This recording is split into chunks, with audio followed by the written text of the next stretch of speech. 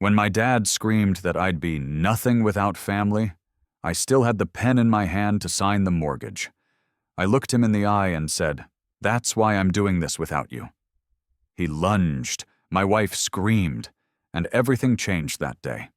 My name is Daniel Marks. I'm 33 years old, and I never imagined the first real home I'd own would come with so much betrayal. Growing up in a tight, working-class family in upstate New York, you learn fast that loyalty isn't optional. It's everything. We weren't rich. Not even close. My dad, Karl Marx, ironic, worked 2 jobs most of his life, and my mom took care of the house and my younger brother, Kevin. I was the good son, the one who did his homework, kept my head down, got a scholarship, moved out, and made something of himself. But I was also the one who left. And in my family, leaving means betrayal. Still, I kept in touch. I called every Sunday, wired money when they needed it, even helped Kevin through a rough semester in college by paying his rent. I thought that would be enough to stay in their good graces. But it never was. When I met my wife, Emily, 5 years ago, everything changed. She's smart, independent, and maybe the first person who ever really made me feel like I came first. Not out of selfishness, but out of love. We both worked hard, saved smart, and started dreaming of buying a home together. But the second I mentioned it to my parents, it was like I'd insulted them. "You buying a house without Kevin? Without your brother?" my dad asked. I laughed at first. I thought he was kidding. He wasn't. "Family helps family," he said. "You wouldn't have this money if we hadn't raised you right. So Kevin deserves a stake in that house too." It was so absurd, I froze. But my dad wasn't joking. My mom agreed with him. And Kevin? He just sat there, arms crossed, like he was entitled to my life savings. I tried to reason with them. "Dad, I love Kevin, but this is a home for me and Emily. Kevin's not even involved. He doesn't work. He's still figuring things out." "That's why he needs this, Danny," my mom chimed in. "You always had more. It's your turn to give back." And just like that, I wasn't Daniel anymore. I was Danny. The little kid with hand-me-down shoes and a loyalty complex. The kid who owed everything to a family that kept score like a debt collector. But Emily, she saw right through it. "You don't owe them a house, Dan," she said. "You don't owe them your future." Still, I hesitated. Because if you're raised to believe family is everything, then saying no isn't just disobedience, it's betrayal. But deep down, I knew saying yes would mean betraying myself. And that's when the humiliation began. After that first blow-up with my parents, I thought maybe things would settle down. That they'd realize how unreasonable the whole idea was and drop it. They didn't. In fact, it got worse. Every family gathering turned into a guilt trip, a coordinated performance, with Kevin as the sad-eyed victim and me as the cold-hearted success story who had forgotten where he came from. At Thanksgiving, my mom actually set a place for Kevin's future seat at the house. I'm not joking. She pointed to the empty chair like it was sacred. "Someday, this will be his too," she said, beaming at Kevin while Emily and I sat there in stunned silence. At Christmas, Kevin pulled me aside in the garage. I'll never forget how casually he said it. "Look, just put me on the mortgage. I don't even care if I live there. I just need the equity. It's not like you'll miss it." That was the moment I realized. He didn't even want to live with us.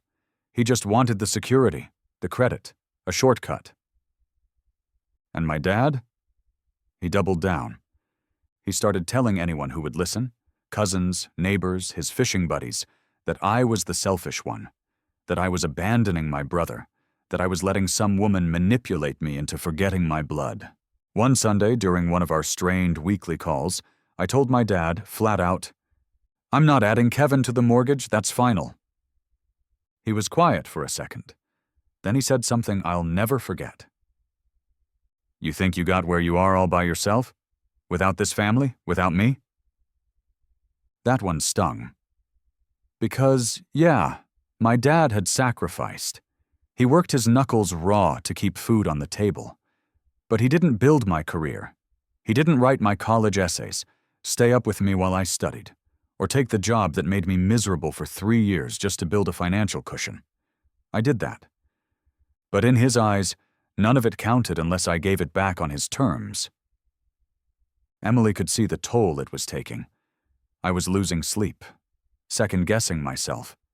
I even drafted a version of the mortgage agreement with Kevin's name on it, just to end the fighting. But then I thought, what kind of man builds a home by surrendering it before he even moves in? And just when I thought it couldn't get more absurd, they started calling Emily. My mom left voicemails begging her to talk some sense into me. Kevin messaged her late at night, trying to guilt her directly. My dad sent her a 5-paragraph email explaining how families share wealth. Emily showed it to me. No drama, no yelling, just looked at me and said, "This isn't your family supporting you. This is your family using you." That's when the humiliation turned to something else, something sharper. Not shame, not guilt, resolve. And it all came to a head the day we closed on the house. In front of everyone, we invited my parents and Kevin to the closing as a peace offering. I know. Dumb, right? But part of me, the old part, still hoped that if they saw how much it meant to me, maybe they'd finally just let it go. Be happy for me. For us.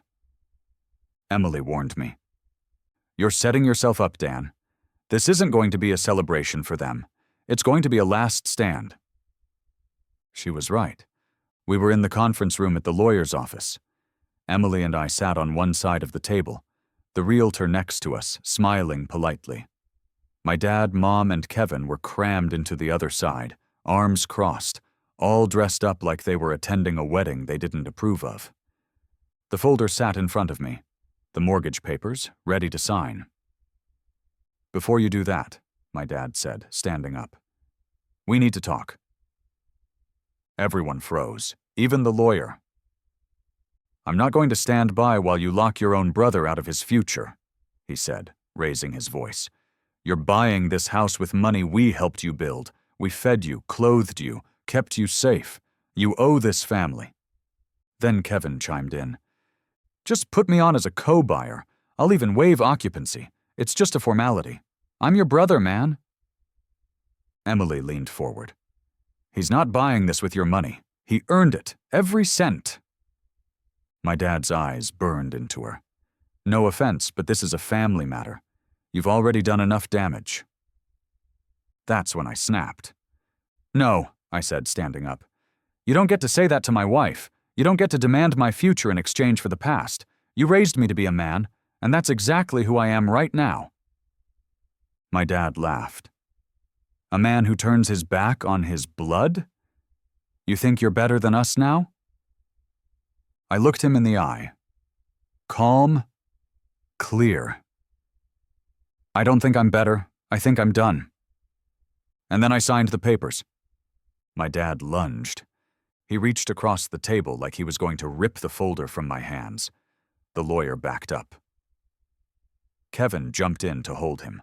My mom screamed. "And Emily?" She never flinched. "Don't you dare touch him," she said. "This isn't your son's house anymore. It's ours." Security came. They were escorted out. My dad shouting the whole time that I'd regret this, that I was killing the family, that blood was thicker than paper. But that was the thing he never understood. Blood is just biology. Loyalty is earned. And that day, I stopped bleeding for people who only knew how to take. After that day, everything went quiet. No texts, no calls, no angry emails. Just silence. It should have felt like peace, like freedom. But it didn't. Not at first. The silence wasn't empty. It was heavy. Every quiet moment in our new home felt like it echoed with all the words left unsaid. I walked through the rooms wondering if I'd made a mistake. Not with Emily, not with the house, but with them, my family. Maybe I could have handled it better, said less, said more. I played it over in my head 1,000 different ways. But every version still ended with the same truth. They weren't interested in me, just what I could give. And once I stopped giving, I stopped existing. Emily never said, "I told you so." She just let me feel it all. She gave me space but didn't leave me alone. That's how I knew I'd married the right woman. She let me grieve a family that was still alive. One night, a couple weeks after the closing, Kevin texted me. "Dad says you need to apologize. Said we'll forgive you if you come clean." Forgive me. Forgive me. I stared at that message for 10 minutes before deleting it. Not responding. Not reacting. That was the first time I realized I didn't owe them closure. They weren't looking for peace. They were looking for surrender. Instead, I focused on building the home Emily and I dreamed of. We painted the walls together, laughed when we spilled primer all over the floor. We picked out mismatched furniture because matching everything perfectly wasn't the point. Building something ours was. We hosted small dinners with friends who felt more like family than my own ever had. People who showed up without expecting anything, who helped clean the dishes just because it was the kind thing to do. That's when the grief started to shift. From something bitter to something bittersweet. I didn't miss them. I missed the idea of them. The version of family I'd always hoped they'd become. But I couldn't keep living in that hope. Because hope without boundaries is just self-betrayal. Months passed. I started sleeping better, laughing louder, trusting my instincts again. Every time I unlocked the front door, I felt it a little more. This is my house. This is our life. And I didn't steal it. I built it, brick by brick, choice by choice, and finally, on my own terms. I didn't become a man the day I bought the house. I became a man the day I stopped begging for permission to be one. It's funny how you can spend your whole life trying to prove yourself to people who decided who you were before you even had the chance to grow. I used to think family meant forever, that no matter how much they hurt you, you owed them your loyalty, your forgiveness, your peace of mind. But what I've learned, painfully, deeply, is that family isn't defined by blood. It's defined by behavior. A real family doesn't hold your success hostage to their own failures. They cheer when you rise. They don't clip your wings and call it love. The truth is, my dad didn't lose his son the day I signed those mortgage papers. He lost me years earlier, every time he made me feel guilty for wanting something different. Every time he called independence a betrayal. Every time he taught me that love had a price tag attached to it. I just didn't realize it until the day he lunged across a lawyer's desk and tried to tear away my future. And Kevin? He wasn't the villain of this story. He was just a symptom, a byproduct of a family dynamic where sacrifice is demanded, but never reciprocated. Where one child is raised to give, and the other is raised to take. I don't hate them, but I also don't miss them. Because when I stopped begging for their approval, I discovered something better. Peace. And from that peace, something even greater grew. Self-respect. Emily and I wake up now without the weight of those expectations pressing on our chest. We drink coffee on our back porch, watching the light change across the yard we own. We built this life not by cutting ties in anger, but by finally accepting that not every bond is meant to last. Sometimes letting go isn't weakness, it's wisdom. If you're watching this and you're caught in the same storm, guilt-tripped by the people who raised you, manipulated into choices that don't serve you, Hear me. You are allowed to outgrow your upbringing. You are allowed to build a life that honors your values, and you are not selfish for protecting your peace. The world needs more people who build from love, not obligation, from clarity, not fear. So, no, I didn't add my brother to our mortgage. And, yeah, I lost my dad in the process. But I gained a home. I gained a marriage built on honesty.